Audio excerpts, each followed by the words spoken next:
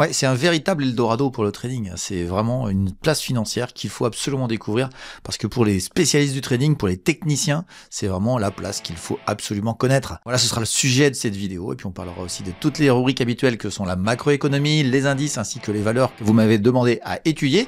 Puis on parlera aussi d'une petite invitation que je vous fais pour ces vacances de fin d'année. Allez, c'est parti pour le 64e épisode et le dernier de l'année 2024 de l'Hebdo de Ricardo. Et c'est juste après le générique.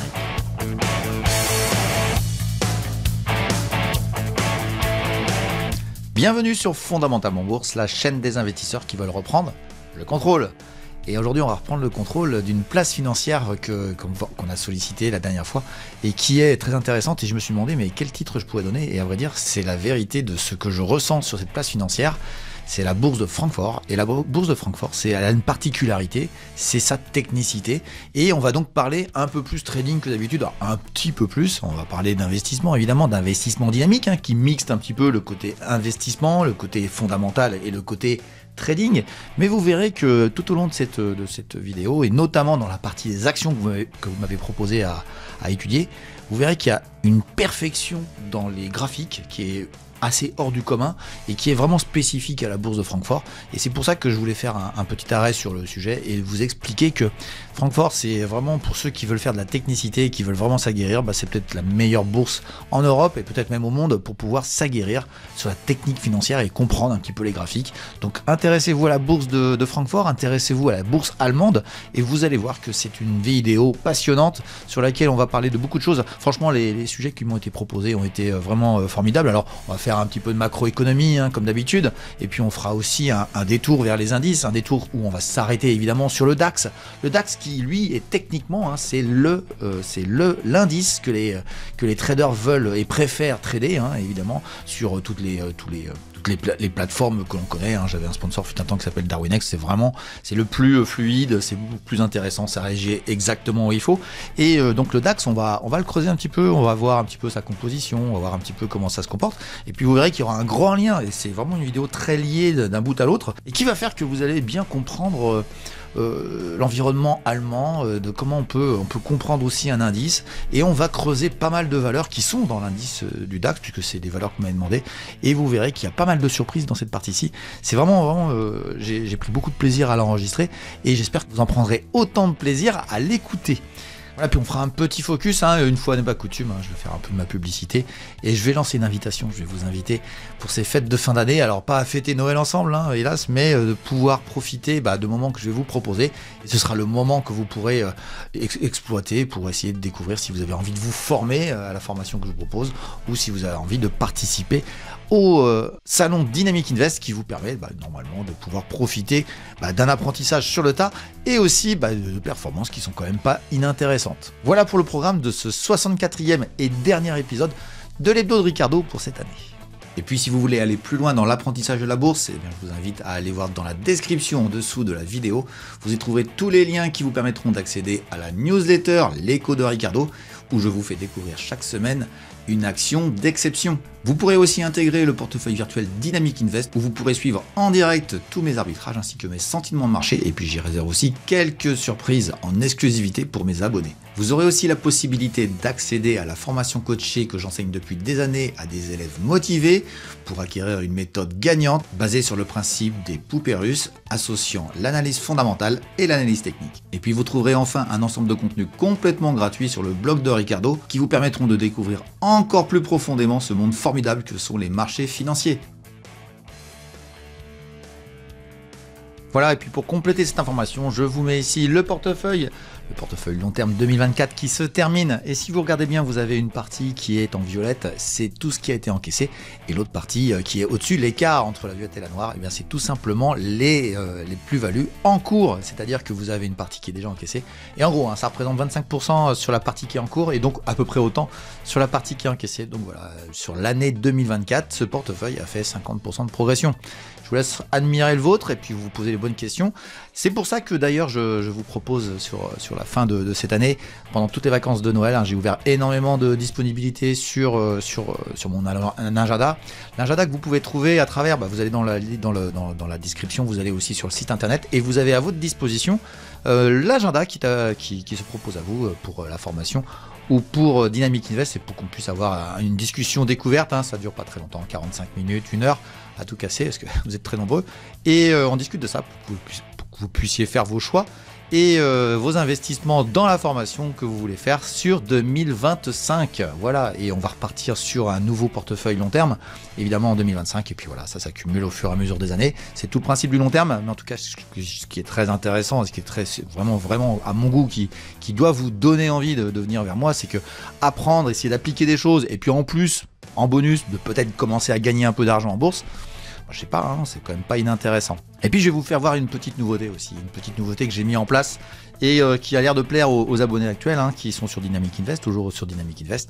C'est voilà, ça c'est un portefeuille, il y en a plein, on va dire, il y en a pas mal, mais celui-ci il est assez sympathique, il est assez intéressant. Alors il y en a qui baissent, on n'achète pas évidemment quand ça baisse, mais celui-ci monte et voilà, j'étais très positif sur celui-ci. Je vais pas vous dire qui il est, de quoi il est composé, mais on va s'amuser, si vous voulez bien, à faire une toute petite chose que j'ai pas fait souvent, c'est à le comparer à un ETF, parce que tout simplement c'est une sélection de valeurs qui peut parfaitement être dans une thématique. On va travailler beaucoup l'Allemagne aujourd'hui, mais dans des thématiques sectorielles ou des thématiques de pays. Voilà, je fais une sélection de valeurs et puis j'essaye de trouver un ETF et je compare. Allez, on va comparer avec un ETF et vous allez voir l'écart sur 2 années, puisque voilà, c'est une courbe qui est sur 2 années. Je vous le dis tout de suite, hein, ça c'est 70% de progression sur 2 ans. Et on va comparer à un ETF sectoriel du même secteur. Allez, c'est parti. Alors sur ce graphique nous sommes, alors faut pas s'occuper de l'écrasement ou pas, hein, c'est pas important, on a 3 années là, hein. Et nous on a commencé à janvier 23 voilà, parce que le service a commencé en 23 à vrai dire, et le 9 janvier, le 1er janvier, on est ici, et l'ETF est à moins 19 par rapport à ce qu'il a fait avant. Bon, c'est pas ça qui est important, l'important c'est de savoir où il en est rendu, donc retenez bien moins 19, et ici il est rendu à moins 4, on va dire qu'il a pris 15% en 2 années, 15% en 2 années, voilà, point. Alors c'est une constitution dans le même secteur avec d'autres valeurs, voilà, qui n'ont pas été sélectionnées particulièrement par ma méthode, mais voilà, ma méthode est ce qu'elle est. Et regarde, la dernière progression que vous avez vue, vous avez aperçu dans le portefeuille que vous avez vu, c'est quasiment la performance que vous avez sur 2 années de cet ETF. C'est-à-dire que les gens qui connaissent ça, quand ça allait réaliser là, puis que ça a réaccéléré, ben, ça fait exactement à peu près 15%. Voilà, tout simplement 15% en un mois, quoi. Donc voilà, ça dépend des moments, vous avez vu, hein, c'est pas toujours haussier, mais voilà. Constituer des ETF synthétiques par d'autres gens, c'est acheter des pizzas au supermarché. Et ces pizzas au supermarché, c'est bizarre, mais quand vous prenez les mêmes ingrédients que la recette qui est mise dans votre pizza de supermarché, vous les faites chez vous, pas le même goût. Bizarre, hein, quand même, c'est assez curieux. Tout simplement parce que les ingrédients sont pas les mêmes. On sait pas trop ce qu'il y a dedans dans cette pizza industrielle. Voilà, donc voilà, c'est ce que j'appelle des ETF. Et voilà, je commence à m'amuser. C'est pas d'amusement, hein, c'est professionnel, mais je trouvais assez marrant, assez intéressant de comparer une sélection que je fais dans un secteur par rapport à ce que font certains ETF qui sont soi-disant super. Donc moi, mes pizzas perso, bah voilà, c'est avec d'autres ingrédients visiblement qui sont peut-être apparemment meilleurs et qui font des performances un peu différentes. Voilà, donc ça peut toujours être intéressant pour des gens qui sont dans l'investissement et qui cherchent des solutions pour pouvoir investir sur les bonnes valeurs. Voilà, je vous embête pas plus longtemps avec tout ce que je fais sur Dynamic Invest, mais voilà, c'est le moment de vous décider. C'est Noël, Nouvel An, généralement, c'est les bonnes décisions pour l'année 2025. Vous avez à votre disposition tout le calendrier dont je vous parlais sur le site internet. Voilà. Allez, on va attaquer la macroéconomie maintenant, la macroéconomie de la semaine, et puis on va essayer de faire un petit peu, lorgner un petit peu sur ce que l'Allemagne est vraiment sur la place de Francfort. Et vous allez voir qu'il y a beaucoup de choses super intéressantes qui sont pas connues, à dire des Français. Les Français s'intéressent très peu à ce qui se passe à l'extérieur. Je pense qu'on est à peu près la seule chaîne sur laquelle on travaille sur toute l'Europe. Et vous allez voir que il y a quand même pas mal d'enseignements à tirer, et surtout sur la partie indicielle. Et puis bon, vous verrez, hein, ça va être un festival sur la partie des actions, hein, je vous le dis tout de suite, vous m'avez demandé énormément d'actions, et il y en a qui m'ont beaucoup plu, il y en a même une qui est dans Dynamic Invest, pour vous dire. Et puis il y en a une qui, waouh, je trouve qu'elle a beaucoup d'intérêt, et que quelqu'un m'a proposé, qui était vraiment intéressante. Allez, on enchaîne avec la macroéconomie tout de suite, c'est parti. Et c'est une semaine, c'est certainement la dernière semaine de l'année où il y a des choses intéressantes sur la macroéconomie, et on va en profiter pour faire le point sur différentes choses, notamment sur le Japon, hein, dont le PIB va un peu mieux. Voilà, il repasse au-dessus de zéro, on était en récession au Japon, on est remonté là sur le T3, on remonte un petit peu, donc voilà, au-dessus du niveau de l'eau, et c'est pas plus mal. Enfin voilà, le Japon, pays bien éloigné de nous, hein, mais qu'il faut quand même regarder. Quand on voit le crack, le flash crash qu'il y a eu en août, c'était vraiment issu du Japon. Donc voilà, le Japon peut provoquer des choses sur l'Occident. C'est assez rare quand même, faut dire ce qu'il est. On enchaîne avec la salve des décisions des banques centrales sur leur taux d'intérêt, parce que voilà, c'est le moment de le faire. Et qu'est-ce qui s'est passé? Ici, on a l'Australie qui a maintenu ses taux, qui restent assez élevés. Et c'est aussi ce mardi que l'inflation allemande est sortie, le mensuel négatif, prévu négatif et sorti négatif. On vient de 0,4, on est à moins 0,2. Voilà, donc moi je vous dis, l'Allemagne est en récession, depuis longtemps.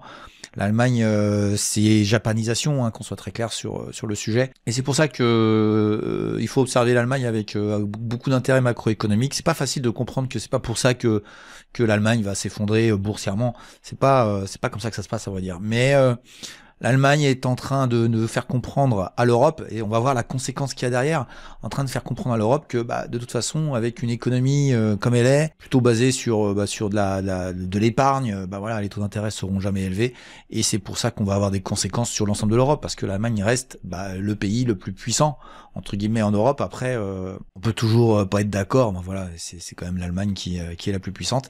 Et ce qu'ils se sont pris avec la guerre d'Ukraine et l'explosion toute malencontreuse, je plaisante, du Nord Stream 2, je peux vous dire que ça a été terrible pour eux.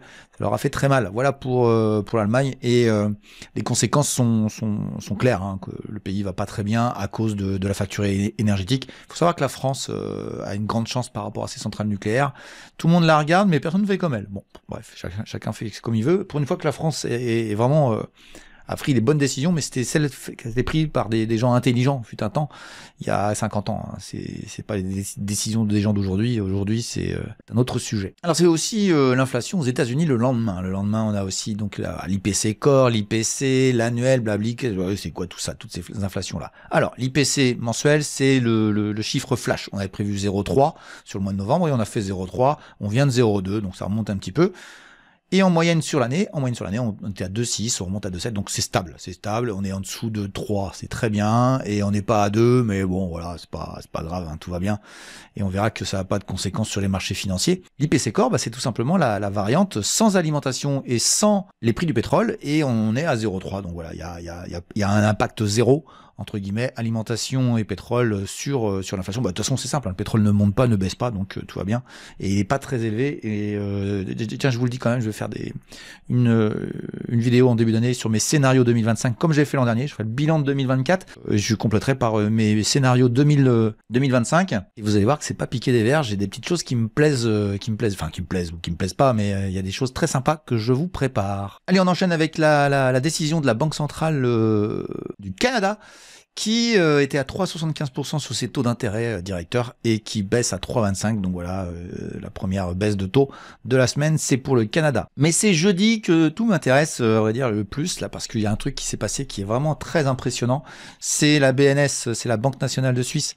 Et à vrai dire, nous étions à 1% de taux d'intérêt, ce qui est déjà très faible. Et on avait prévu 0,75, et regardez bien, 0,5. Il baisse de 1,5 point, il divise par 2 le taux d'intérêt directeur voilà, ils n'ont pas besoin d'argent, ils n'ont pas besoin d'attirer l'argent. Il y a trop d'argent qui va en Suisse, et les Suisses ne veulent pas que l'argent vienne trop. Donc du coup, ils baissent les taux. Donc pays qui va très bien.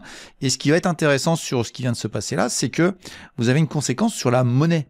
Et les gens ne connaissent pas l'effet monétaire, mais je vais juste vous faire voir le graphique du franc suisse face à l'euro suite à cette décision, parce qu'il y a l'Europe qui a pris sa décision aussi, mais vous allez voir la réaction du marché par rapport au franc suisse, et vous allez vite comprendre qu'il y a des conséquences qu'il va falloir comprendre. Donc voici le franc suisse par rapport à l'euro, donc il est haussier, il est haussier sur longue période, si on regarde un petit peu, vous voyez. Voilà, ceux qui disent faut acheter de l'or, moi je suis pas d'accord avec eux. Si tu veux te protéger de l'inflation, ce que prétendent les vendeurs d'or, vaut mieux acheter du franc suisse. Mais le franc suisse, ça leur apporte pas de sous parce qu'il y a plus de commissions, puis il y a plus de business à côté de l'or. Mais je peux vous certifier que si vous voulez vous protéger de l'inflation, c'est plutôt le franc suisse qu'il faut acheter. Et qu'est-ce qui s'est passé là? Depuis 2 jours, on est en bougie daily, on a 2 bougies rouges, on est passé de 1,0770, 1,0780, on est à 1,06, voilà, donc ça c'est mouvement violent en 2 jours, vous voyez bien que c'est rare que ça arrive, et là on a quoi? Un décrochage, on a un décrochage du franc suisse jeudi, et j'enregistre vendredi, donc ça fait 2 jours que ça baisse. Pourquoi? Donc ce qu'il faut comprendre sur les taux directeurs et la relation avec les monnaies, c'est que les taux directeurs qui sont décidés par les banques centrales, c'est parce que c'est par rapport à la macroéconomie. Mais ils vont décider de baisser les taux si ils ont un problème économique, ils ont besoin que les gens relancent la machine économique. Mais ça a une conséquence sur la monnaie. La monnaie qui va subir un mouvement en fonction de ça. Et quand vous baissez les taux d'intérêt, vous avez une baisse mécanique de la monnaie qui est associée à la banque centrale en question. Et il se trouve que cette semaine, c'est la banque centrale suisse qui a fait une baisse énorme, hein, donc je vous disais de 0,5 points, donc de la moitié, hein, on passe de 1 à 0,5, et évidemment par rapport à l'euro où on a eu une décision qui a été d'une baisse de 0,25, eh bien vous avez un phénomène de choix des grands investisseurs, hein, c'est vraiment des gens très très importants sur les marchés qui sont avec des sommes d'argent phénoménales, qui ont fait un arbitrage à l'avantage de l'euro. Parce que tout simplement, le taux qui est proposé en Europe est beaucoup plus intéressant pour un investisseur qui veut placer de l'argent, donc il va le placer plutôt sur la zone euro, que sur la zone suisse. Donc la Suisse essaye d'éviter que l'argent vienne trop. Pourquoi il y a trop d'argent vers la Suisse? Parce que la monnaie suisse est beaucoup trop forte. Alors vous allez me dire, c'est quoi la conséquence? Qu'est-ce que veut la Suisse? La Suisse veut ne pas être trop chère au niveau de sa monnaie, de telle manière à ce qu'elle puisse rester compétitive pour ses entreprises sur les marchés internationaux, puisque quand vous fabriquez un produit X ou Y en Suisse, évidemment qu'il a un coût de fabrication, qui est ce qu'il est, mais surtout quand vous allez l'exporter, la monnaie va avoir un impact. Et la Suisse a peut-être besoin en ce moment de plutôt modérer la hausse de sa monnaie, qui est vraiment ancestrale, hein, qui monte depuis très longtemps. Et l'idée que peut avoir une banque centrale, c'est pour relancer son économie, relancer peut-être ses exportations, c'est de baisser ses taux de telle manière à ce que l'impact monétaire soit beaucoup moins important sur sa production industrielle, qui peut pâtir évidemment d'une monnaie beaucoup trop forte. Et c'est tout le jeu que les banques centrales ont à faire entre tous ces éléments-là, hein, c'est très complexe, mais à vrai dire, c'est vraiment passionnant. Et intéressez-vous beaucoup à la politique des taux d'intérêt sur les taux directeurs des banques centrales et le pourquoi de ces évolutions, parce que ça vous expliquera beaucoup de choses sur la santé du pays sur lequel vous êtes, et ça vous permettra d'avoir des arbitrages sur vos portefeuilles en conséquence, parce que évidemment, si vous êtes français ou européen avec de la monnaie euro tous les jours dans votre panier, et que vous allez acheter des actions suisses, évidemment, vous avez un impact négatif par la monnaie suisse qui baisse. Et évidemment, elle baisse depuis 2 jours, donc ça fait 2 jours que vous perdez si vous avez des actifs en Suisse, donc ça vous donne envie de sortir de Suisse, et la Suisse, c'est ce qu'elle veut, c'est qu'il y a de l'argent qui s'en aille de son pays, qui aille un peu ailleurs, pour permettre à la monnaie de faire son travail et de réguler la capacité du pays à exporter, à importer des matières diverses et variées. Donc faites attention à tous ces jeux de monnaie, parce que très simplement ça peut impacter fortement votre porte-monnaie. Alors c'est valable pour toutes les monnaies, hein, quand vous êtes aux États-Unis, quand vous êtes ailleurs, ça se passe exactement pareil. Donc dans un tout premier temps, hein, les tout nouveaux, s'il y a bien un conseil à donner, c'est rester dans la zone euro, rester dans votre monnaie locale, de telle manière à pas subir ces impacts monétaires qui peuvent être difficiles à comprendre pour les novices. Allez, on retourne sur la partie de cette semaine et on va voir qu'il y a encore pas mal de choses à se raconter. Et on a donc la Banque Centrale Européenne, comme je vous disais, qui a baissé de 0,25. Alors il y a un petit bug là, hein, c'est pas ces chiffres-là, mais elle a baissé de 0,25 points. Ses taux directeurs, elle aussi, donc par rapport à la Suisse baisse plus vite. Donc on va dire, oui, effectivement, l'argent va plutôt vers l'euro aujourd'hui de manière peut-être ponctuelle, hein, mais en tout cas, on a tendance à préférer maintenant la prime de risque européenne par rapport à la prime de risque suisse. Entre nous, à 0,5, ça va plus intéresser grand monde d'aller mettre de l'argent là-bas. Et c'est tout à fait l'objectif de nos amis suisses. Et puis en ce jeudi, on a eu, en dernier recours, on a eu une statistique sur les prix à la production. Alors, ça c'est intéressant, ils se sont... alors moi je vais vous dire un truc, ça c'est très intéressant aussi. Vous avez un phénomène de hausse assez importante du prix à la production mensuel, c'est le chiffre spot de novembre. Et là encore, il y a un truc qui est assez peu connu. Ce qui est assez peu connu sur les marchés financiers, c'est le momentum.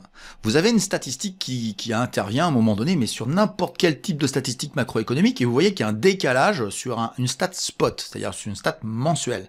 Par exemple, le mois de novembre. Et vous voyez un écart important se provoquer entre les chiffres habituels et ce chiffre-là. Alors dire ce qu'il faut faire, c'est d'aller voir le momentum. C'est quoi le momentum? C'est d'aller voir ce qui s'est passé il y a 12 mois. Et quand vous regardez il y a 12 mois sur la plupart des stats que vous observez, vous dites tiens, j'ai eu une accélération. Et ben, petite astuce toute bête, c'est d'aller voir 12 mois précédemment s'il n'y a pas eu un chiffre inverse. Un tassement assez important. Et si vous avez un chiffre haut sur le mois de novembre 2024 avec un chiffre très faible en novembre 2023, c'est juste un rattrapage. Et à vrai dire, ça veut dire qu'il se passe strictement rien. Alors tous les économistes le savent très bien, ils le voient très bien, et c'est pour ça que ça réagit pas. Et donc quand vous voyez un marché qui ne réagit pas à une statistique qui est très mauvaise ou très bonne, et en tout cas qui vous fait interpréter, dire oh là là ça va pas être bon, ou oh là là c'est super ça va monter, et qu'il se passe rien, c'est que vous n'avez pas été voir le momentum. Le momentum, c'est quelque chose de très important dans la lecture des chiffres spot, de telle manière à ce que vous compreniez que c'est pas un chiffre à l'instant T qui est intéressant, c'est le move général. C'est pour ça que les moyennes mobiles sur 12 mois glissants sont beaucoup plus intéressantes, puisqu'elles prennent 12 mois en moyenne et elles lissent tous ces phénomènes-là. C'est pour ça qu'il faut toujours regarder, je dirais, sur 12 mois glissants, que de regarder que le chiffre spot qui parfois peut vous perturber, même si on peut l'observer quand même avec beaucoup d'attention, parce que s'il n'y avait pas eu un momentum 12 mois avant, ça aurait été un chiffre qui aurait été interprété totalement différemment. Voilà, c'est une petite astuce que je vous donne et qui est très intéressante pour mieux lire, mieux comprendre les marchés boursiers, mieux comprendre les réactions de marché ou les non-réactions de marché face à des chiffres qui sont parfois très compliqués à comprendre. Allez, on termine la semaine avec vendredi, il y a un chiffre français intéressant, on va les regarder tout de suite. Et le chiffre français intéressant, il est absolument magnifique, on est vendredi 13, jour aussi de pas de chance, mais jour de recul des prix en France. Voilà, bon, moi je sais que c'était largement prévu à mon avis, mais regardez bien, on avait 0,3 le mois dernier, c'est du spot là encore, on a 0,1 de prévu, et qu'est-ce qu'on a? On obtient un moins 0,1, donc on passe en négatif. Là aussi, c'est pas faute de l'avoir dit, c'est pas faute d'avoir crié au loup, etc. Mais sur l'inflation, quand on me dit qu'il y a de l'inflation, c'est pas vrai, c'est faux. C'est monté à un certain niveau de prix, l'inflation est arrivée, on l'a tous subi dans nos paniers, mais aujourd'hui l'inflation n'existe plus, il y a plus d'inflation. Et nous sommes proches de la déflation. Le chiffre spot qu'on a vu sur le mois de novembre sur l'IPC français, il est négatif. S'il est négatif, ça veut dire que les chiffres baissent. On est moins fort sur ce mois-ci. Bon, c'est juste un mois, mais ça fait plusieurs mois qu'on flirte avec le zéro, avec le négatif. La France va mal. La France va très mal, et il faut qu'elle se redresse très rapidement. Et c'est pour ça que vous avez la Banque Centrale Européenne qui a baissé les taux d'intérêt, qui aide, qui accompagne, je dirais, l'économie allemande, l'économie française, à pouvoir s'en sortir, parce que ces deux économies sont avec des chiffres d'inflation négatifs actuellement, donc on a tendance à avoir une baisse des prix. Regardez bien dans votre supermarché, il y a beaucoup de promotions, il y a beaucoup de prix qui ont baissé, il y a beaucoup de prix qui sont redescendus un petit peu, alors peut-être pas au niveau de ce qu'on avait connu avant, mais ça commence à baisser,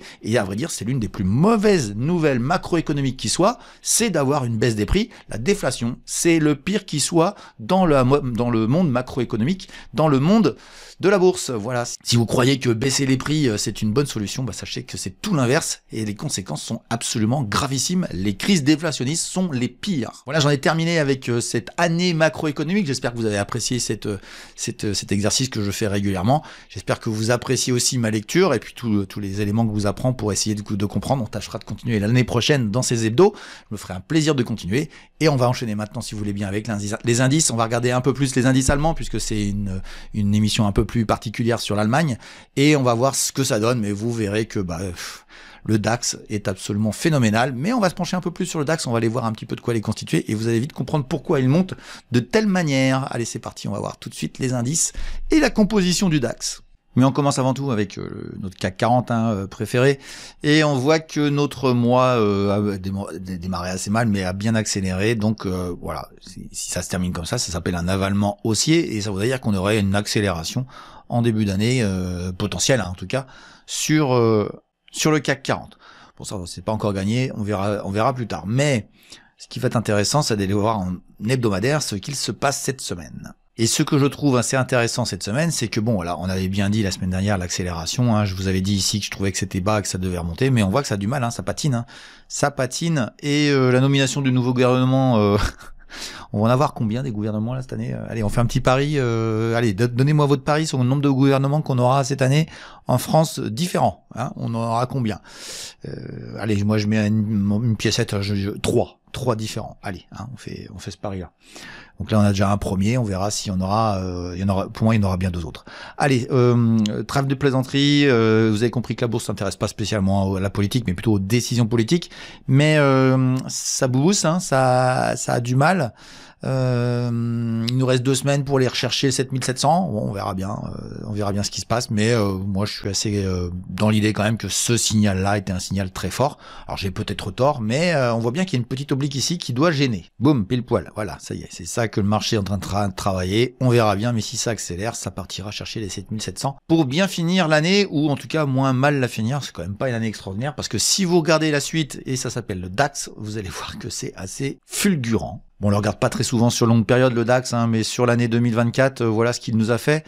On a commencé ici, et ça a monté toute l'année de manière assez impressionnante, sauf le flash crash, hein, qui était quand même très violent sur l'Allemagne, et on est reparti très fort. Voilà, donc tout va bien, ça suit à fond, et ça représente pas du tout l'économie allemande, et c'est pourquoi il faut qu'on creuse un petit peu. Mais un indice, c'est un indice, et c'est un mélange d'actions, c'est une salade de fruits, c'est une pizza, et il faut regarder la composition de la pizza. Et la pizza du DAX 40, c'est 40 valeurs, et on va aller les voir tout de suite, et vous allez vite comprendre, vous allez faire le lien ensuite avec les actions qu'on va étudier, vous allez vite comprendre pourquoi le DAX monte fort, parce que il y a des raisons tout simplement de pondération et puis de performance d'action. Donc voici la composition du DAX que je vous défile, hein, le DAX avec les poids et la performance depuis le 1er janvier à la date d'enregistrement, hein, on est le 13.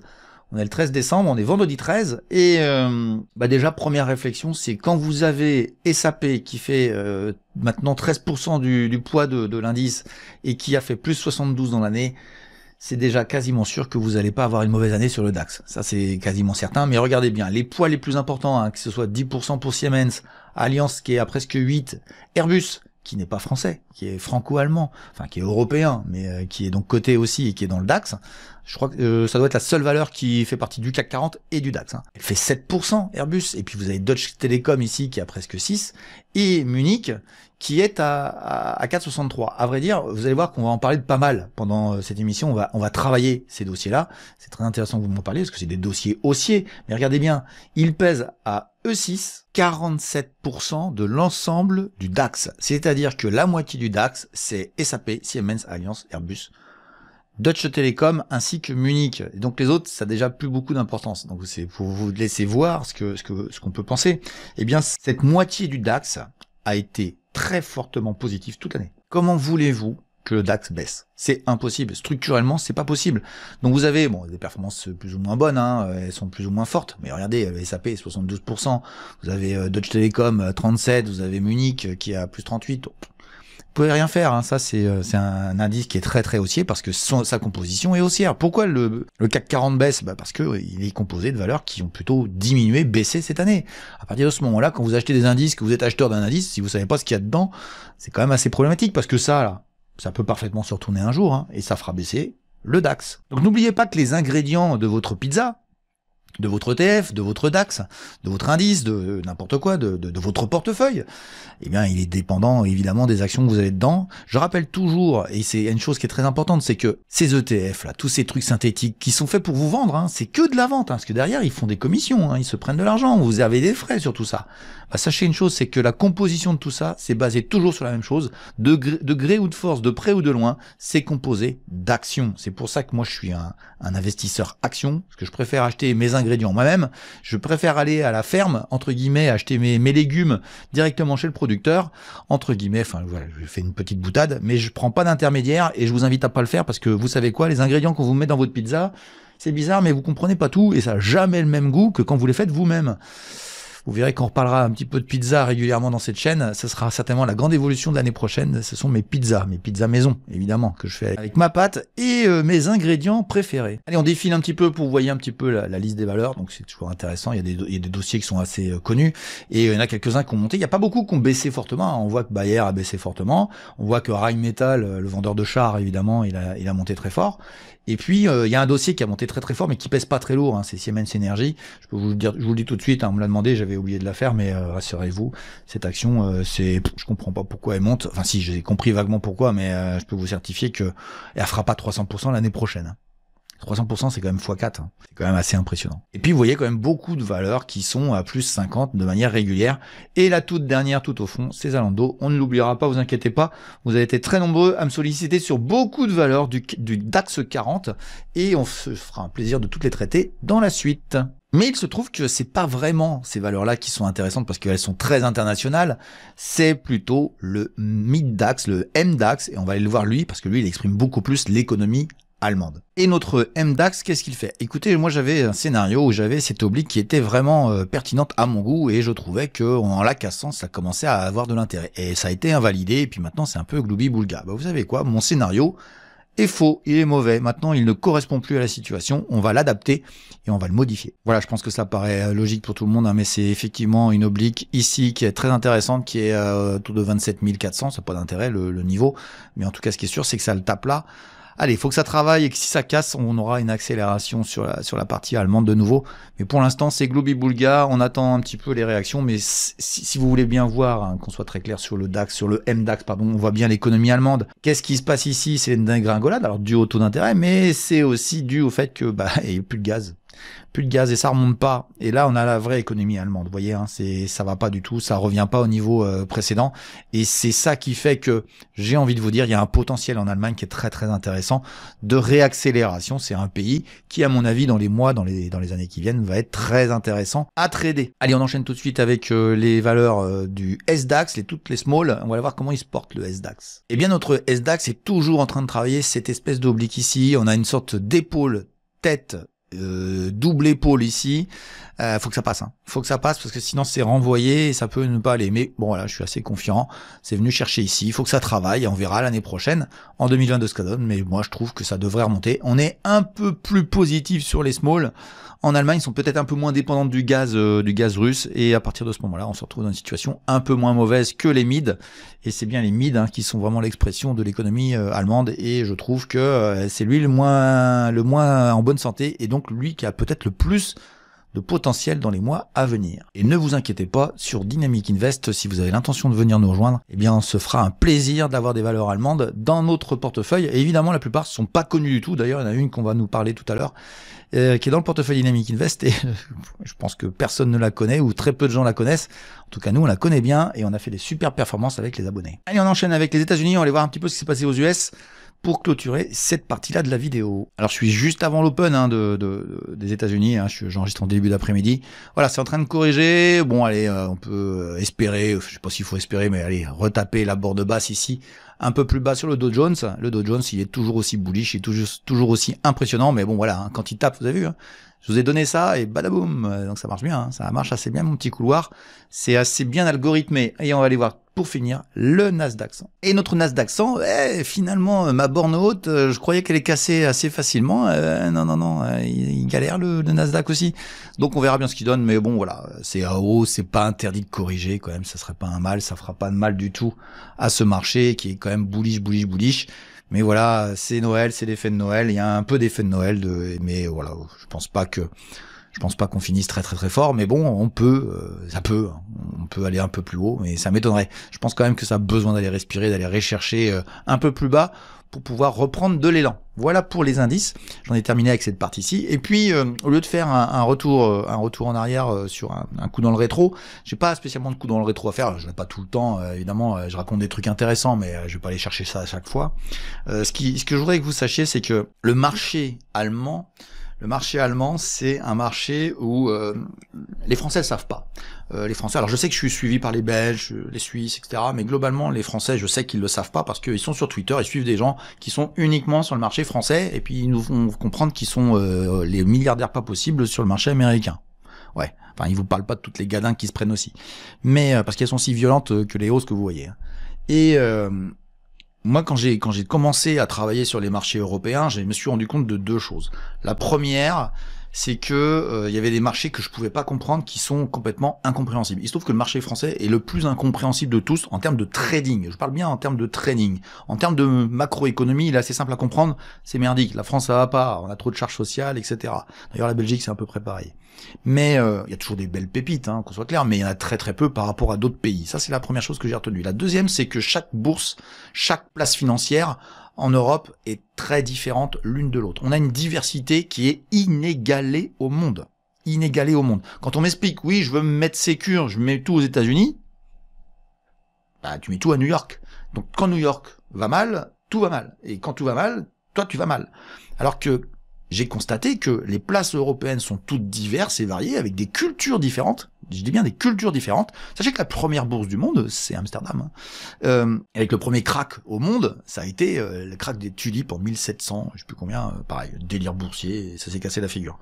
Et toutes les bourses européennes ont des fonctionnements différents, avec des typologies de gens, de traders, de gens qui interviennent sur les marchés qui sont différentes. Et j'ai remarqué une chose, on va se focaliser sur l'Allemagne, l'Italie c'est différent d'eux, etc. Et c'est ça qui est passionnant, c'est que moi j'ai toujours quelque chose qui m'intéresse, j'ai toujours un pays qui va mieux qu'un autre. Ça fait 3 ans que je trouve que la Norvège c'est canon, ça fait 1 an que je trouve que la Suède ça va beaucoup mieux, il y a des pays qui vont bien, la France ça va pas du tout, etc. Et dans Dynamic Invest, on mixe ça et ça nous fait faire des arbitrages plutôt intéressants. Je vous certifie que c'est vraiment passionnant. Mais on va se concentrer sur l'Allemagne et un truc que j'ai découvert. Je le sais depuis longtemps, mais je suis pas sûr que vous le sachiez. Pour faire du trading, de faire de la technique de trading, c'est l'Allemagne, c'est Francfort le plus intéressant. C'est Francfort parce que tout est propre. Vous allez voir dans les explications des pas mal de valeurs qu'on va étudier dans la deuxième partie de la vidéo, vous allez voir la propreté technique qu'on peut trouver sur des niveaux de prix, où est-ce que ça va réagir, est-ce que voilà un couloir, une résistance, un support, enfin bref, est-ce que ça réagit de manière évidente et comme un métronome. Je peux vous certifier que les meilleurs traders et les gens qui sont le plus efficients en termes de technique boursière, en termes de technique de trading, c'est pas la France, c'est l'Allemagne. L'Allemagne est absolument, mais vous allez voir, c'est au métronome. Alors vous avez pas mal d'exemples, vous allez regarder, vous allez observer maintenant des graphes divers et variés, vous verrez que ce que je raconte, c'est loin d'être bête, c'est vraiment ce que je constate de très souvent, et ça fait tout l'intérêt de la deuxième partie de cette vidéo-là, qui a été vraiment, j'ai eu une demande de gens, mais phénoménale, gigantesque, à tel point que je me suis dit mais comment je vais faire? Alors je vais vous donner la réponse après, mais j'ai été sollicité comme jamais. C'est la première fois que j'ai eu autant de demandes, donc je vous remercie d'avoir adhéré à l'idée que cette partie de la vidéo continue. Ça c'est la première chose, d'avoir compris tout l'intérêt qu'avait cette vidéo sur les actions. C'est quand même le cœur de ce que je fais. La macroéconomie, les indices, c'est uniquement pour donner la température. Et ensuite, on parle des actions, parce que c'est ça qui me paraît le plus important, c'est les ingrédients, les fameux ingrédients dont je vous parle, et qui font que ça constitue un portefeuille intelligent, ou peut-être pas intelligent, mais qui permet de comprendre certaines choses. Et vous allez constater que techniquement, c'est au cordeau, c'est magnifique, c'est robotisé, mais à vrai dire, c'est tout à fait révélateur de la mentalité allemande, qui est très rigoureuse, qui est assez suiveuse, qui est assez moutonnière, et qui a pas trop d'émotions. C'est tout l'inverse de la place française, qui devient assez insupportable à trader. Alors certains me diront oui mais c'est plus cher, etc. Ouais mais t'as pas le bon broker, mais ça le broker j'en parle juste après. Mais vous verrez que c'est pas ça le problème. Si tu commences à te poser la question des frais que tu as pour avoir telle ou telle action, c'est que tu as un problème peut-être d'allocation. Il faut savoir que le premier problème des gens en bourse, c'est la capitalisation. Avoir quelques centaines d'euros, ça sert strictement à rien. Il faut quelques milliers au minimum d'euros pour pouvoir commencer à faire des choses. Et l'Allemagne, c'est pas spécialement cher quand on choisit le bon broker. L'Allemagne, c'est une place financière formidable, c'est Francfort. Et Francfort, c'est vraiment, quand vous regardez bien en termes de technique, et les traders, vous pourrez me faire la réponse dans les commentaires, vous regardez un petit peu ce que je raconte et vous verrez et vous me direz ce que vous en pensez. Mais sincèrement, c'est vraiment une place extraordinaire pour de la technique de trading. Vous allez voir que les niveaux sont respectés parfaitement. Et ça, c'est bien l'Allemagne. C'est très représentatif de l'Allemagne.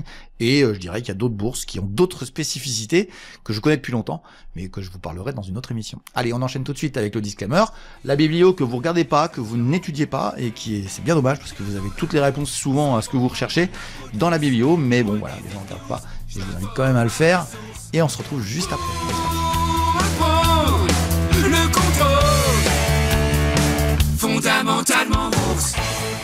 Le petit disclaimer qui permet de voir que je ne suis pas un conseiller et que tous les graphes que je vous présente sur tous les actifs ne sont ni des conseils d'achat ni des conseils de vente, mais juste mon avis. Alors pour profiter de toutes les informations qu'il y a avec la biblio de Ricardo, et sur l'année 2023 il y a eu plus de 300 valeurs étudiées, eh bien vous allez sur la chaîne par le biais du menu YouTube, voici juste devant vous. Et vous allez dans la barre de recherche trouver votre chaîne préférée fondamentalement bourse. Elle apparaît assez rapidement, vous cliquez dessus et vous arrivez dessus ici. N'oubliez pas de vous abonner en cliquant ici et activer la petite cloche qui va bien, de telle manière à ce que vous puissiez avoir toutes les notifications de toutes les vidéos qui sortiront dans le futur.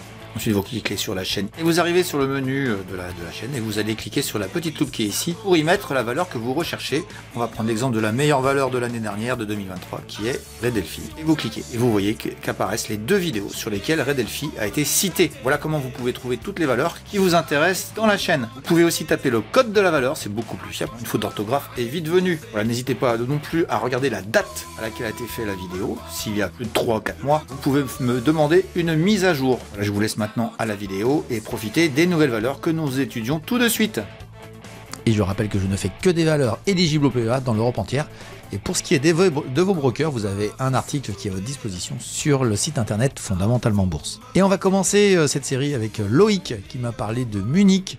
On part en Allemagne et on parle en Allemagne pour toute la journée. Allez, c'est parti. Alors voici la valeur Munich. Alors elle s'appelle München, c'est imbuvable. Vous avez les codes ici, hein, MUV2. Donc c'est Munich, on va dire qu'elle s'appelle aussi. Et on a une version du graphique là sur 25 années, sur 25-30 années. Donc c'est une valeur qui est montée à un niveau en 2000, qui s'est effondré, impressionnant. On est passé de presque 400 €, on est tombé à 53 quand même. Hein. Faut quand même être conscient de ça, parce que ce que je vais vous dire par la suite peut être très intéressant. Ensuite, on a eu une longue tergiversation de dossiers, puis on est remonté avec une exagération complètement folle. Et c'est là où les dossiers allemands, je trouve qu'il y a quand même beaucoup de valeurs qui sont un peu dans le délire, on va dire, pour pas dire autre chose. Et quand j'ai tiré cet oblique-là, j'ai, comme d'habitude, vous avez une vidéo qui est à votre disposition pour tout ce qui est compréhension des obliques et des résistances et des supports. Et j'ai fait une parallèle et j'ai dit, tiens, je vais voir ce qui se passe ici. Et je suis tombé pile poil dessus. Pile poil. Mais alors là, au point près. Ça, je vous le dis, ça là, j'agrandis. Ça, c'est pas bon du tout. Ça, c'est pas bon du tout. C'est mon avis, ça n'engage que moi, sur longue période, voilà. Mais ce dossier-là, il faut en parler aussi sous un autre angle, c'est l'angle des dividendes. L'angle des dividendes, le voici. Paf. Et donc, qu'est-ce qu'on voit ? La valeur patrimoniale de l'action, c'est ça. C'est-à-dire les dividendes plus le cours de l'action, ça donne ça. Donc, c'est quand même beaucoup plus intéressant. Et cette valeur, c'est une valeur dividende. Donc, bah voilà, elle est super intéressante en dividende. Par contre, je vais vous dire un truc. Il va être très simple et très court. On n'achète pas une valeur dividende assez plus haut ou très haut, même si elle a des chiffres qui semblent être intéressants. Fondamentalement, j'ai rien à dire. Hein. Mais on achète en bas. Et là, on n'est pas en bas. Clairement, on n'est pas en bas du tout. Je vais remettre le graphique sans les dividendes. On a quand même divisé ici, pas par 10, mais par 7-8, pour ensuite retrouver ses prix. On est bien d'accord. Et pour patrimonialement, retrouver son patrimoine. Mais je vous laisse voir juste aujourd'hui si vous étiez là. Juste là. En 2000, tout court en 2000. Maintenant, on va remettre les dividendes avec. Patrimonialement parlant, vous retrouvez le niveau que vous avez investi en 2000, avec les dividendes qui sont touchés, donc ça remonte, et vous retouchez le niveau de prix en 2019. Alors moi, j'ai 50 ans. 51, oula, presque 52 même. J'ai 52 ans. Ça veut dire que je vais retrouver mes petits sans aucun bénéfice, hein, qu'on soit très clair. Je retrouve exactement l'argent que j'ai mis à 71 ans.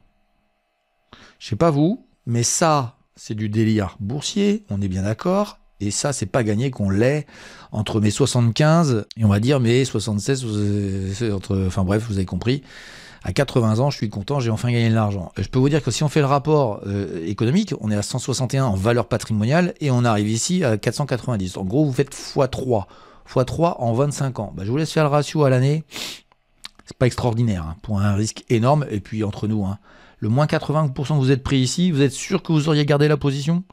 Bah moi, je suis à peu près sûr que vous ne l'auriez pas gardé. Mais ça, c'est mon avis. Donc, méfiance à ces stratégies dividendes. Hop, je remets le graphe.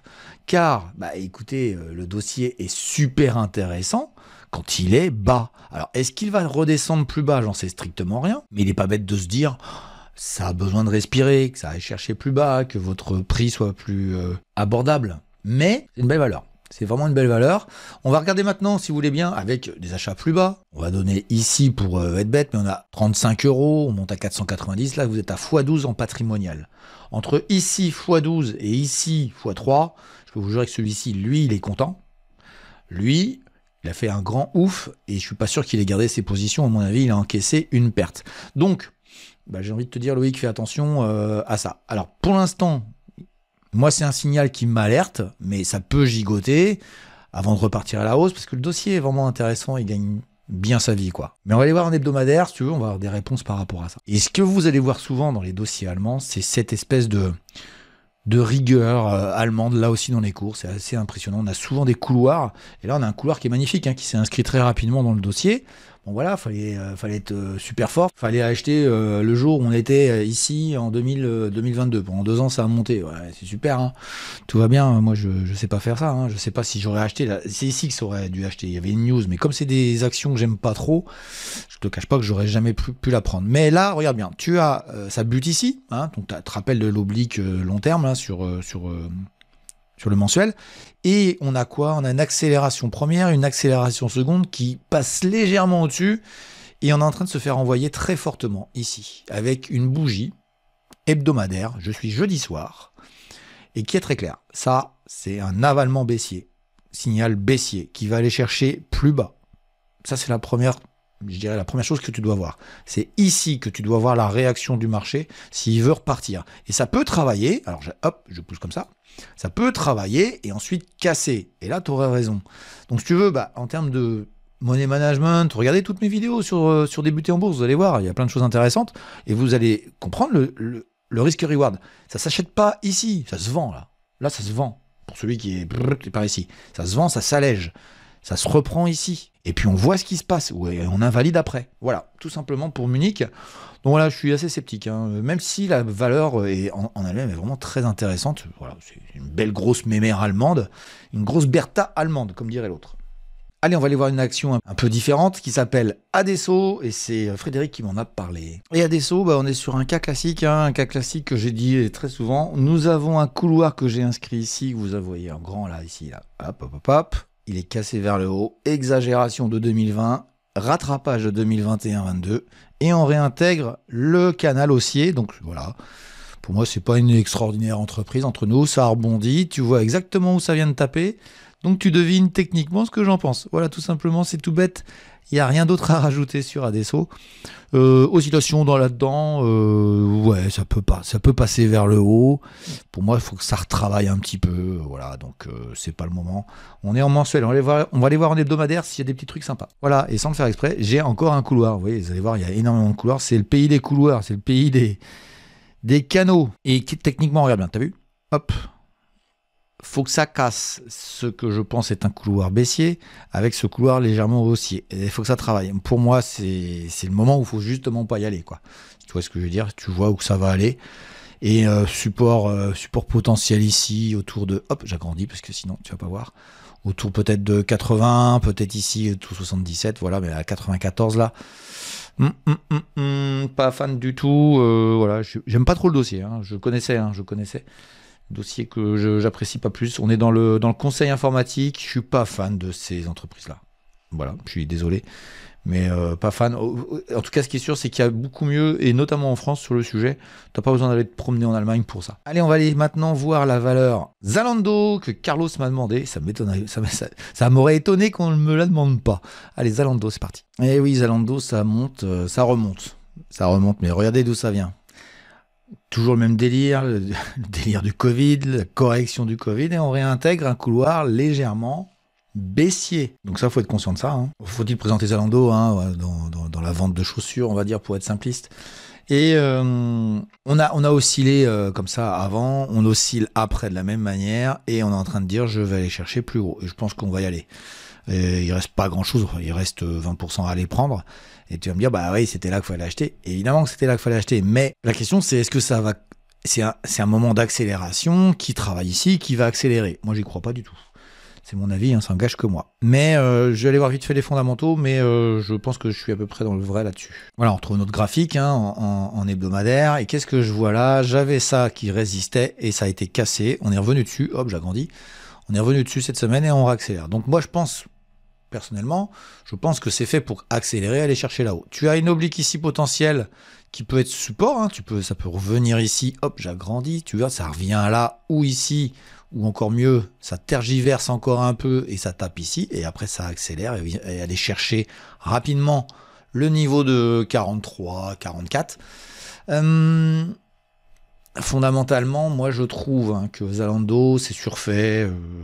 Ça montait pendant le Covid. Alors, je sais qu'il y a beaucoup des auditeurs qui n'étaient pas là pendant le Covid, mais pendant le Covid, tout montait. Pour moi, Zalando faisait partie du n'importe quoi.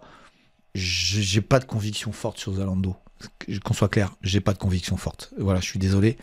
Donc c'est pas un titre sur lequel j'irai. Je sais que tout le monde est en adoration. Je crois qu'il y a des influenceurs qui en parlent beaucoup. Ouais, moi je suis pas fan. Je suis pas fan. Alors ça n'empêche pas que tu vois, techniquement, les autres influenceurs font pas autant de fondamentales que moi. Donc à partir de ce moment-là, oui, ils ont pris des mouvements graphiques, techniques intéressants. Oui, je contredis pas, il y a pas de souci. Mais bon, fondamentalement. Bon, c'est pas terrible, quoi. Voilà, je suis désolé, mais j'aime pas trop. Et le graphique, je dirais, sur longue période, il vous exprime quand même beaucoup de choses sur la valeur. Et là, on a quand même l'expression de tout ce qu'est Zalando. Et j'ai pas grand chose d'autre à dire sur le sujet. Allez, on enchaîne avec Florian qui m'a parlé d'une société qui est pas très connue, qui s'appelle Sus Microtech. Et Sus Microtech, la voici en mensuel. Et en mensuel, bah voilà, c'est un grand range, alors, qui est légèrement haussier quand même. Les plus hauts sont de plus en plus hauts, mais les plus bas, ils ont du mal à monter.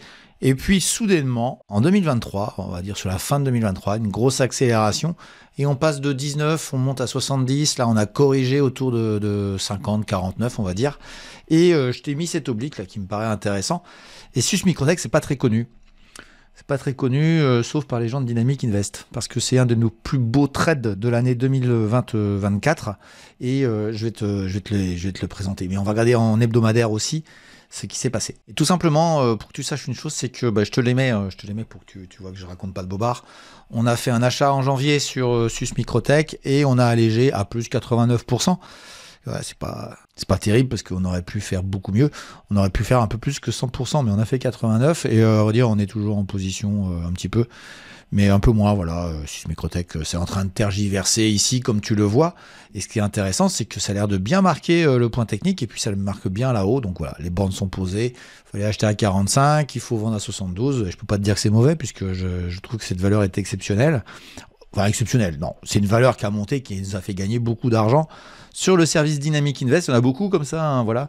C'est une des belles réussites de l'année et quand ça a accéléré, nous on a été présents, on a acheté et on n'a pas lâché et c'est ça qui est intéressant dans ce que je viens de vous proposer. Enfin, c'est quasiment 1x2 sur ce titre-là. Ce que je voudrais vous dire, si je fais juste une parenthèse sur Dynamic Invest, voilà, ça c'est des valeurs qui vous sont totalement inconnues et qui à un moment donné donnent des signaux techniques et puis fondamentalement, moi j'ai bossé le dossier et ça fait que voilà, on peut avoir des belles performances et vous les voyez, mais concrètement, c'est des actions européennes. Sus Microtech en fait partie. Ça a été une des belles actions d'année 2024. Il y en a eu pas mal comme ça.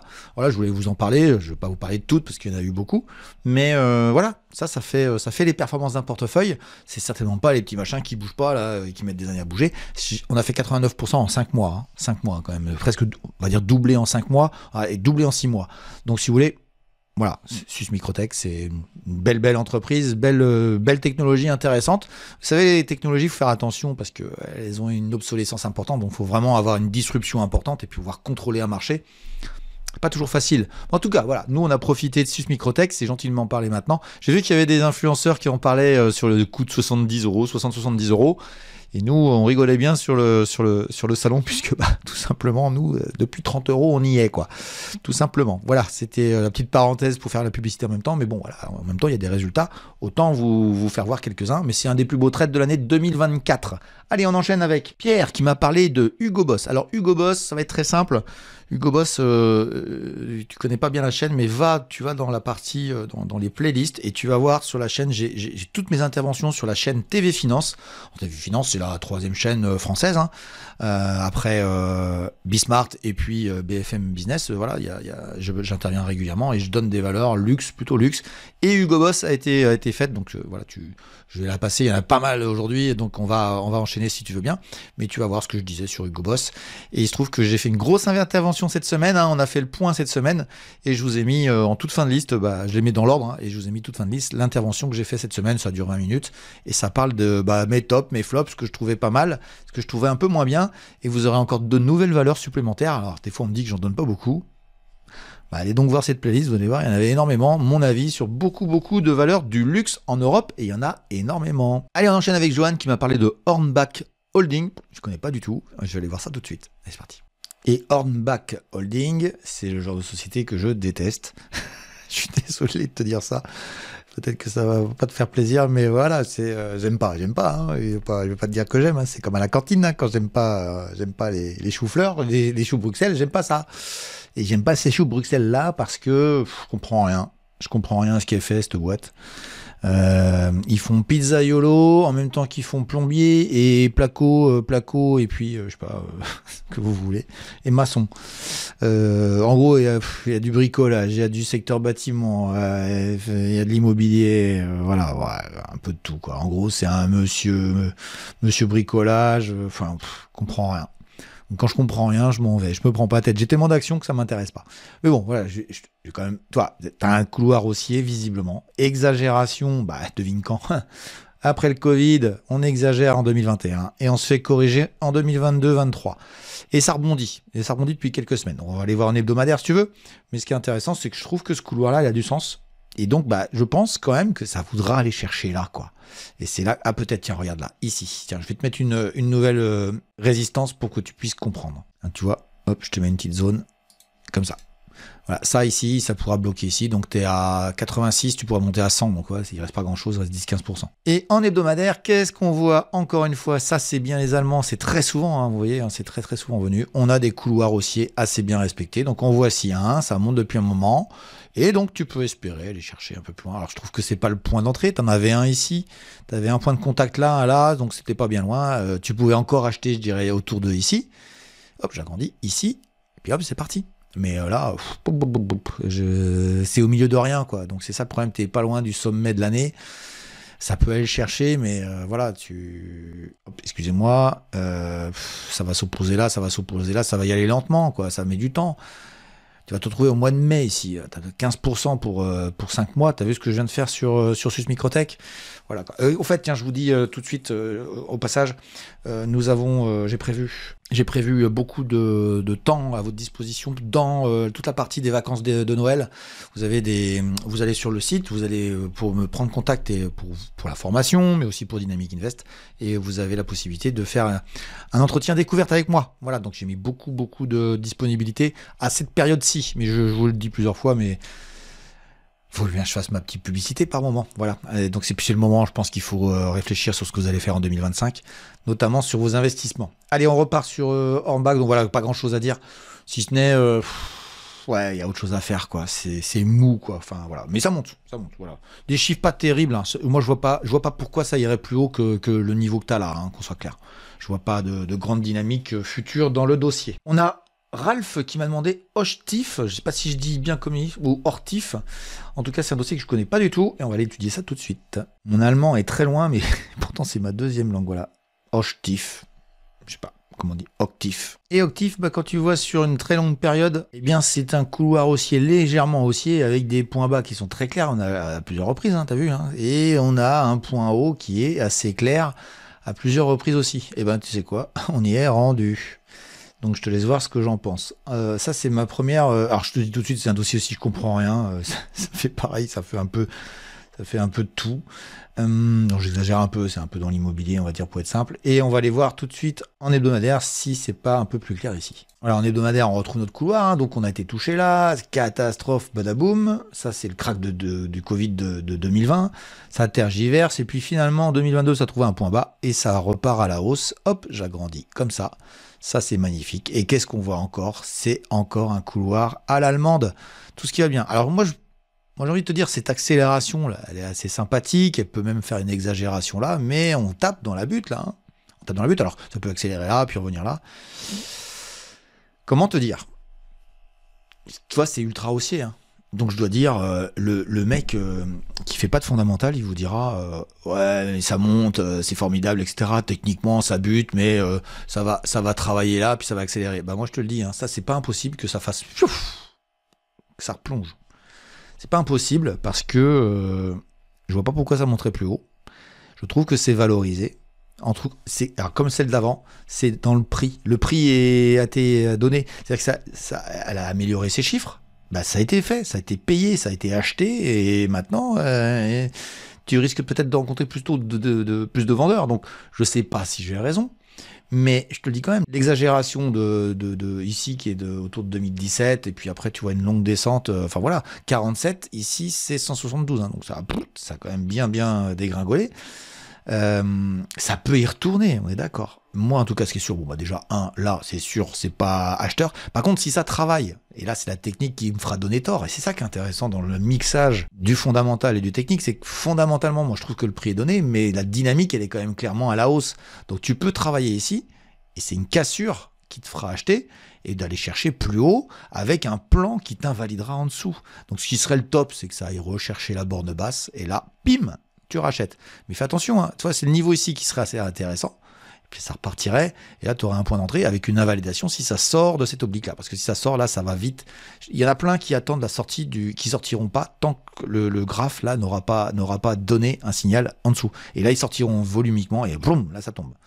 Donc on verra bien, mais moi je te le dis, hein, ça peut parfaitement se retourner et t'envoyer et retourner le dossier. Bon voilà, il n'annonce pas de catastrophe, mais je trouve que le prix est déjà bien donné sur le dossier. Voilà pour Hochtief. Et on enchaîne avec Fred et Emeric qui m'ont demandé une valeur sans intérêt, toute petite, qui ne nous intéresse pas du tout, qui s'appelle SAP. Et un dossier pas du tout connu sur la place boursière. Non, je plaisante, SAP, c'est une des plus grosses valeurs en Europe, c'est une des plus grosses valeurs en Allemagne, c'est le fameux logiciel SAP que beaucoup de gens utilisent dans leur société. C'est une valeur exceptionnelle, une entreprise exceptionnelle, et on a un peu de dividendes peut-être là-dessus. Ouais, pas grand-chose. Vous irez voir la vidéo sur les dividendes qui vous permettra de comprendre ce que je viens de faire. Et SAP, qu'est-ce qu'on voit? C'est, bon, déjà, ça monte depuis tout le temps, hein, que ce soit clair, et on a une accélération complètement dingue depuis 2022, et c'est une accélération qui t'emmène de 83 à 240. Faut quand même déjà être conscient de ça, c'est la plus grosse capitalisation boursière allemande, c'est 13% du DAX. On comprend pourquoi le DAX monte et c'est pas spécialement dû à l'économie allemande, c'est juste que cette société est absolument phénoménale et profite de l'IA tout simplement, et profite de l'IA. C'est un peu la Nvidia européenne. Moi j'aurais pas parié, hein, qu'on soit clair, j'aurais pas parié sur ce dossier-là, je l'ai complètement raté et j'ai pas de gêne avec ça parce que voilà, j'y ai tout simplement pas cru et je m'autorise à pas y croire et vous verrez que vous vivrez beaucoup mieux quand vous vous autoriserez à ne pas tout voir ce qui se passe sur les marchés financiers. Et je vais vous dire que fondamentalement, j'avais fait une première analyse il y a pas longtemps, j'avais vite fait regarder, je trouvais que SAP était cher, très très cher, trop cher, beaucoup trop cher. Et puis finalement, je me suis dit, mais attends, si ça monte, c'est qu'il y a un truc que j'ai raté, que j'ai pas dû comprendre, parce que c'est quand même une énorme bécane. Alors autant sur les small, ça peut être bizarre, autant là, je vous le dis quand même, nous sommes sur un avion de malade. Et le PER, alors les gens qui connaissent le PER, c'est 93. 93, c'est-à-dire qu'on est en train de valoriser actuellement le prix de bénéfice de 100 ans, 93 ans. 93 ans de bénéfice dans le cours de l'action là. C'est excessivement cher, disent plein de gens. Vous savez quoi? On m'a fait la même chose avec Nvidia quand elle était à 120 de PER, j'ai dit c'est pas cher. Là, je vais pas dire que c'est pas cher. Je vais dire que c'est pas délirant en prix. C'est pas délirant. C'est-à-dire que ça price cher, vite, beaucoup de choses, mais c'est justifié. À vrai dire, SAP est en train de changer complètement de paradigme et cette accélération, c'est peut-être un démarrage. Alors après, techniquement, c'est beaucoup plus compliqué. On va aller voir en hebdomadaire si vous voulez bien. Et à vrai dire, quand je vous mets ça, les gars, ça veut dire que je sais pas trop, quoi. Je sais pas trop comment m'en sortir sur ce bazar-là, parce que le couloir, il est plus ou moins... ça peut être ça, j'en sais strictement rien. Allez, on va dire que ça peut être ça. Mais j'en sais, toi, et là, vous n'êtes pas loin. Si vous n'êtes pas loin, faut pas y aller. C'est trop dangereux. Il y a trop peu de gains à faire pour trop de pertes potentielles. Voilà, tout simplement. Donc, risque-reward complètement naze. Alors, dire ce qu'il faudrait espérer, c'est il y aura une correction. Enfin, ça peut pas continuer à monter comme ça. Ça va corriger. Et moi, je vous dis que ça va corriger. Je sais quand est-ce que ça va corriger. On fait un petit pari. Allez, on fait un petit pari. Ça va monter ici au 1er janvier. Et badaboum après. Mais peut-être pas, hein, j'ai peut-être tort. Mais si ça le fait, vous direz, mais comment t'as vu? Cherchez pas. C'est un peu l'expérience, on va dire. Mais ça, c'est une exagération qui demande une correction, mais on n'est pas très cher. On n'est pas très cher. On est cher, mais on n'est pas très cher. Et c'est ça qu'il faut entendre. sur le sujet. Mais on a anticipé pas mal de choses, donc tu peux parfaitement sortir du canal et puis tergiverser, peut-être reprendre cette grande oblique là. Ici, tu peux aller la rechercher dans l'année 2000, tu vois, franchement 240 à 200, ça fait 20%, c'est pas gigantesque, hein, et tu te retrouves avec peut-être une tergiversation comme ça, et puis bah ça repartira vers le haut après. Mais pour l'instant, tu es dans le canal, tu es plutôt vers le haut. Ouais, ça sent l'exagération, ça aussi, hein, qu'on soit très clair. Voilà pour SAP, voilà, monstre. C'est pour ça que le DAX monte aussi fort. Hein. C'est que cette grosse bécane à elle toute seule, elle tire le DAX vers le haut. Les indices, c'est bien des valeurs qui font les indices. Donc c'est toujours, moi, quand on me parle d'ETF ou qu'on me parle de panier de valeurs ou quoi que ce soit, mais à la fin, c'est toujours, les ingrédients de début sont toujours des actions. Toujours des actions. C'est pour ça que je fais des actions. C'est que ça sert à rien de faire tous les ETF. Et vous comprenez rien aux ETF, de ce qu'il y a dedans. Ouais, mais c'est plus facile. Ouais, bah, n'empêche que c'est des actions. Ouais, mon ETF, il baisse. Je comprends pas. Bah, regarde ce qu'il y a comme action dedans. Puis après, tu comprendras beaucoup mieux les choses. C'est pour ça que, en ce qui nous concerne sur Dynamic Invest, on fait autre chose que des ETF. On fait autre chose, mais je vous en dis pas plus. C'est un petit secret pour ceux qui rentrent dedans. Et je trouve que mes abonnés en profitent bien sur certains sujets. Oui, je suis secret, mais à un moment donné, voilà, hein, faut venir s'inscrire. On enchaîne avec David qui m'a parlé d'une valeur que je connais vaguement, qui s'appelle Mensch und Maschine. Et je vais aller voir ça tout de suite, c'est déjà difficile à dire. Allez, on va aller voir ça tout de suite. Mensch und Maschine. Bah, machine. Bah, très simplement, voilà. Et bah, belle boîte, hein, magnifique. Tu m'as trouvé un truc splendide. Ça, il n'y a rien à dire. Et on est dans un couloir aussi. Alors, j'ai peut-être pas raison sur les bornes basses, mais bon, globalement, tu vois, c'est assez clair. Et bah, évidemment, tu me l'as demandé il y a quelques jours, ça a accéléré cette semaine. Hein. Hop. Alors, je suis dans la semaine, j'ai pas regardé le mensuel, mais bon, ça n'a pas trop d'intérêt. Donc, tant que tu es en dessous cette oblique-là, je dirais que c'est encore jouable. Donc voilà, je viens de te la matérialiser. Donc ça travaille ici, mais quand ça va en fin de figure, c'est pas très bon. Donc il faudrait que ça travaille, que ça casse. Puis après, hop, tu repars vers les hauts, mais bon, voilà, dossier qui est haussier. Je vais aller voir ses fondamentaux tout de suite, parce que je les connais pas très bien, mais je l'avais suivi à un moment donné, puis maintenant je ne regarde plus. Ah, ça c'est un dossier intéressant. Un dossier intéressant. C'est une société qui baisse en chiffre d'affaires, qui fait baisser son chiffre d'affaires sur l'année en cours et l'année suivante. Et à vrai dire, je pense que c'est une société qui est en train de restructurer son activité, qui enlève ses activités avec de la perte en rentabilité, enfin qui ne marche plus, enfin des activités qui ne lui conviennent plus. Et elle est en train de faire le tri. Résultat des courses, je suis assez positif sur le dossier, on va dire moyennement. Tant que tu es dans le couloir, si tu es invalidé en dessous, hein, si ça passe en dessous, tu te fais invalider. Mais en clôture, hein, parce que tu vois, des fois des petites mèches qui dépassent, mais en clôture semaine, sinon tu peux repartir. Oh, ça va pas très vite, hein, ça monte pas vite. Hein. Faut que tu comprennes une chose, c'est que quand tu es ici, t'es à 54, t'es en août 2022, donc c'est loin l'août 2022, hein, tu vois, on est en fin 2024, ça fait plus de 2 ans et demi, t'es au même prix, quoi. Donc tu vois, ça n'a pas de dynamique, mais bon, voilà, c'est un dossier sympathique, qui sort structure, et qui perd de chiffre d'affaires, mais qui, je pense, qui élimine des activités qui perdaient de l'argent, et ça, c'est généralement apprécié par le marché. Ouais, t'as des chances de les chercher, mais il n'y a pas beaucoup, enfin voilà, moi c'est mon avis. Les gens qui achètent des actions pour ne pas perdre d'argent, font une erreur fondamentale, ils en perdront un jour ou l'autre de toute manière. Ils ne prennent pas en compte les cracks, les événements qui peuvent arriver sur les marchés financiers. Allez, on enchaîne avec Thomas qui m'a parlé d'une valeur que je déteste, qui s'appelle Aurubis.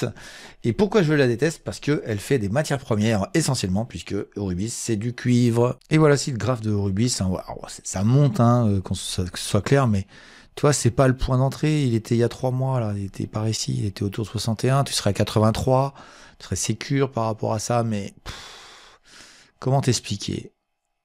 Ces valeurs sont erratiques. Regarde bien, c'est je monte, je baisse, je monte, je baisse, je monte, je baisse, je monte, je baisse, je monte, je baisse, j'arrête pas. Donc si tu veux, moi personnellement, c'est du trading, c'est pas de l'investissement, ça. C'est pas de l'investissement, c'est mon avis, hein, ça engage que moi. Alors, moi je te souhaite une chose, si t'es dedans, bah, c'est que ça aille faire un nouveau plus haut, parce que regarde, les plus hauts sont de plus en plus hauts. Eh ben, on peut en espérer un autre, donc ça peut le faire.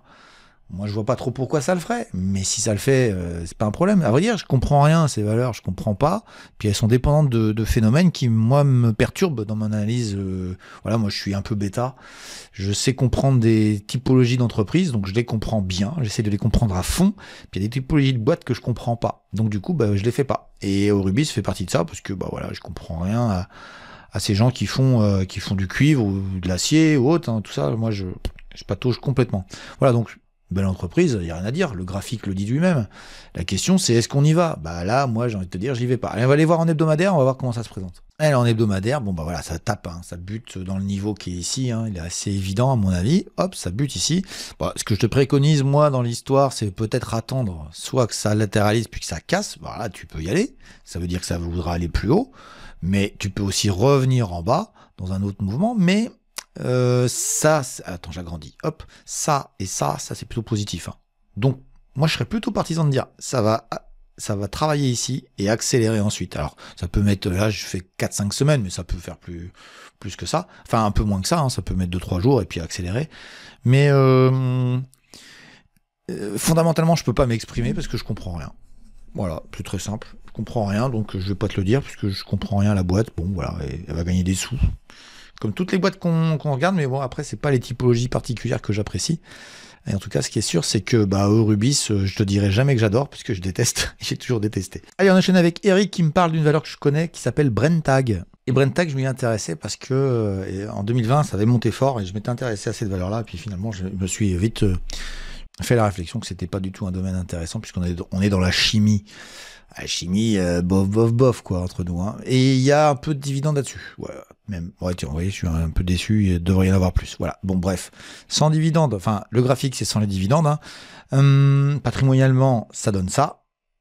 Mais graphiquement, ça donne ça. Et graphiquement, voilà, le support est là, très clair, hein, autour de 55. On est remonté à 61. Ça fait 2 fois qu'on le fait. Et on a une borne haute ici qui est à 87, pardon. Et c'est là, on voit encore l'Allemagne, les couloirs. Ça respecte pim, pam. Bon, voilà, tu sais très bien l'objectif. Ça veut dire que ça veut pas descendre. Je vois pas pourquoi ça descendrait. Si ça va là, ça fait cher. Si ça revient ici, ça fait pas cher. Là, c'est pas très cher. Voilà, tout simplement. Voilà. Enfin, c'est pas excitant, hein, parce que là, je suis en mensuel. Alors là, ça a descendu assez vite. Là, ça a descendu aussi assez vite. Ça peut remonter assez fort, mais bon, waouh. Enfin, la chimie, hein, ça fait pas rêver, hein. Excuse-moi, j'allais dire un mot vulgaire, mais mesdames, je vais pas vous le dire, puisque vous devinez lequel il est. Et on va respecter les dames. Voilà, j'ai pas grand chose d'autre à te dire. On va aller voir vite fait en hebdomadaire quand même s'il y a un truc à raconter. Oui, j'ai ça. Voilà, j'ai ça. J'ai juste ça. Ça peut bloquer. Je te l'ai mis en pointillé. Je suis pas convaincu qu'elle bloque longtemps. Mais enfin, ouais, t'as un rebond. Donc, il faudrait que ça travaille ça et que ça le casse pour pouvoir que tu aies une relance. Pour l'instant, tu es dans une tendance baissière, même si tu as eu un rebond assez violent et assez fort ici. Donc, fais attention. Ça peut revenir, refaire un test pour repartir. Je crois que ça l'avait fait là. Oui, tu vois, ça l'a fait ici. Toi, accélération, je retombe et je repars. Voilà. Donc, tu vois, hein, trading là-dessus. Hein. Investissement, je vois pas trop l'intérêt. Enfin, c'est mon avis. Hein, ça n'engage que moi. Et je rappelle que tout ce que je dis, ce ne sont pas des conseils, mais juste mon avis. Allez, on va aller voir Stéphane qui m'a parlé de Data Group. Encore une valeur allemande. Hein, on fait que d'allemand aujourd'hui. Et voici Data Group sur une très longue période. Hein, tu vois, on part de 2 euros, on monte à 100. Donc, c'est une success story phénoménale. Puis, à 100, on retombe à 46. Hein. Voilà, donc celui qui a acheté là, il est à moins 50%. Pas beau. Mais là aussi, on a une configuration intéressante. On a une configuration avec le crack du Covid, un rebond, une exagération, le délire de 2020-21, comme je dis très souvent, surtout 21. Comme je dis très souvent, hein, on a une correction ensuite et le dossier n'a jamais vraiment rebondi. Pour moi, s'il y a une valeur qui m'intéresse dans tout ce que vous m'avez raconté, il se trouve que je la suis, hein. Je te le dis, je la suis. J'ai pas acheté, je suis pas acheteur encore, mais Data Group serait peut-être celle dont vous m'avez parlé qui m'intéresse le plus. Alors c'est pas pour ça qu'elle va monter, mais s'il y en a une à regarder, c'est plutôt celle-ci. Voilà, j'aime pas trop l'activité, hein, c'est conseil informatique encore, mais s'il y en a une à choisir, ce serait plutôt celle-ci. Data Group me plaît bien. Et toi, le couloir là, elle est en train de le respecter à nouveau, toi. Et elle bute là. Il y a des chances qu'elle ait rebuté ici, peut-être, voilà. Je te cache pas que si elle revenait là, je m'intéresserais peut-être à 37 euros, tu vois. Là, ça pourrait m'intéresser parce que là, je trouve qu'il y aurait de la potentialité sur ce dossier-ci. Ça va dépendre un petit peu de ce qui va se passer dans le futur. Mais en tout cas, ce qui est sûr, c'est que voilà, tu as une success story intéressante. Ça pourrait repartir. Alors, repartir comme on a eu là, de faire x50, c'est pas gagné. Mais pourquoi pas, hein, c'est les années passant, on sait jamais. Mais plutôt le dossier qui m'intéresserait dans cette vidéo, ce serait peut-être plutôt celui-ci. Alors c'est pas une foudre de guerre, faut dire ce qu'il est, mais pas très cher, ça m'intéresse. Allez, on va aller voir l'hebdomadaire. Et je t'ai fait un truc un peu particulier. Alors, j'ai un peu joué, mais en même temps, c'est pas si bête que ça. Regarde bien. Alors j'ai un couloir ici qui est pas très bien respecté. Donc je dis mais qu'est-ce qui se passe? Et à vrai dire, les points là sont pas reliés de manière linéaire. Ils sont reliés avec une sorte d'ovoïde. Voilà, une sorte d'ellipse. Et là, par contre, ça marche parfaitement. Hein. Donc, je sais pas trop, hein, tu vois, mais c'est une sorte de toboggan. Et c'est pas interdit. C'est pas interdit, tu vois, sur cette valeur-là. C'est pas interdit que tu travailles ici, que tu sois proche et que, poum, tu casses. À voir. Hein. Bon, ça, c'est la suite de l'ellipse, là, c'est pas intéressant. Ce qui est intéressant, c'est les points de contact ici. Ouais, moi, je pense que ce dossier-là a de l'intérêt. Donc, à voir si ça corrige. Il y a un gap ici. Hop, j'agrandis. Tu vois, il y a un petit gap. Tiens, je te le mets. Zone d'intérêt ici. Hop, j'agrandis pour que vous voyez bien. Stack. Tu vois, ça serait pas mal là, que ça aille travailler le niveau de 41, 42. Donc, tu vois, ce serait 10% plus bas. Pourquoi pas le boucher aussi? À voir dans un petit stress de marché comment ça réagit, mais ouais, Data Group, c'est intéressant. Intéressant à surveiller. Voilà pour Data Group. Allez, on enchaîne avec Arnold et Nathan qui m'ont demandé un dossier que j'ai adoré fut un temps qui s'appelle HelloFresh. Alors HelloFresh, c'est très simple, hein, ça a été une pépite du temps des pépites de 2020, 2019-20.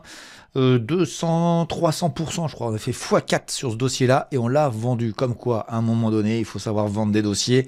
Quand on entend les gens qui disent faites du DCA, bah voilà ton DCA. Alors je te dis, regarde bien. Ah, j'ai super acheté, j'y crois, 14 €. Ouais, t'as vu, je gagne, j'ai raison. Ouais, non, c'est une correction. Ouais, non, mais ça va revenir. Bah oui. Alors regarde, tiens, ça commence à revenir. Allez, bim, badaboum, badaboum, badabim. T'es à 12 €. T'as acheté à 14. Et t'es 5 ans plus tard. Enfin voilà quoi, c'est tout ce que je voulais vous dire. Voilà, bisous câlin. Ouais, mais si ça continue à monter, bah c'est pas grave. C'est pas grave. T'as gagné de l'argent. C'est ça l'essentiel en bourse.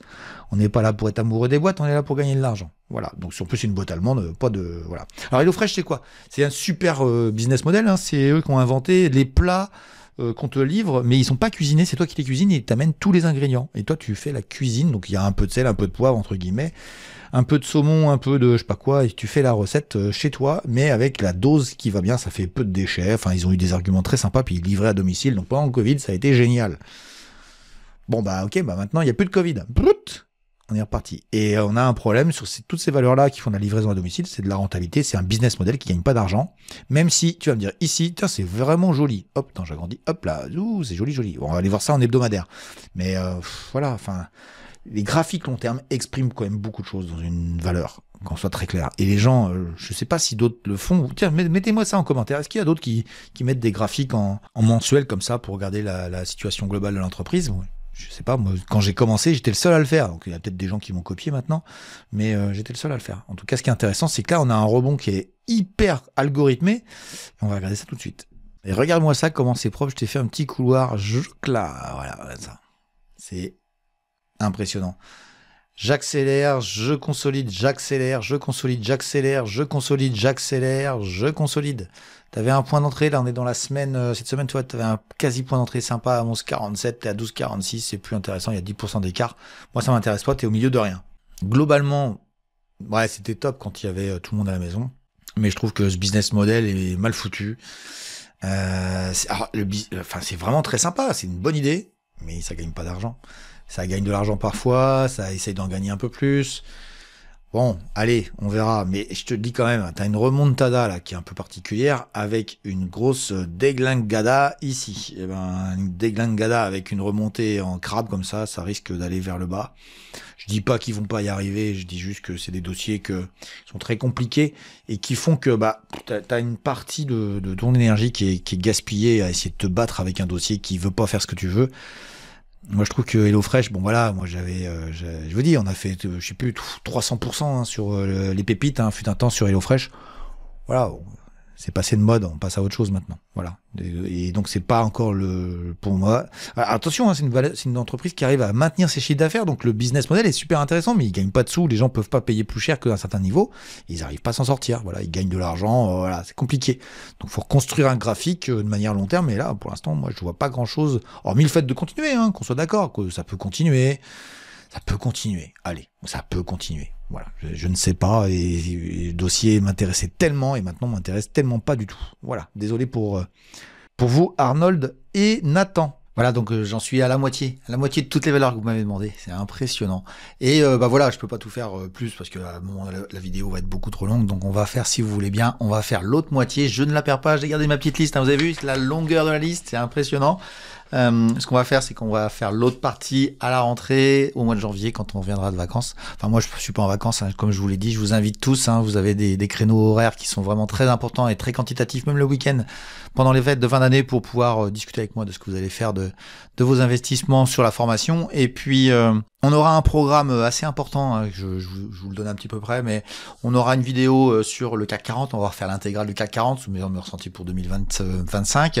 On aura aussi une vidéo sur les pépites, hein, on va faire encore une mixture, ça va changer, ça va bouger énormément, hein, donc celle-ci, elle va être très très très regardée. Et puis, on fera certainement un point sur les merdes de Ricardo. Les merdes de Ricardo, on fera un point général, un point global, hein, c'est une centaine de valeurs, donc c'est une vidéo aussi assez intéressante pour éviter toutes ces valeurs et toutes ces actions, et vous allez voir qu'il y a quand même des résultats assez impressionnants. Je pense notamment à Atos, et vous savez très bien ce qui est devenu, et c'est pas faute d'avoir prévenu, notamment par l'indice MDR. Et puis on terminera aussi cette partie, je dirais, du bilan 2024. Alors peut-être qu'il y aura une vidéo sur la meilleure action en Europe, hein. On avait fait l'an dernier une société qui s'appelait Red Delphi.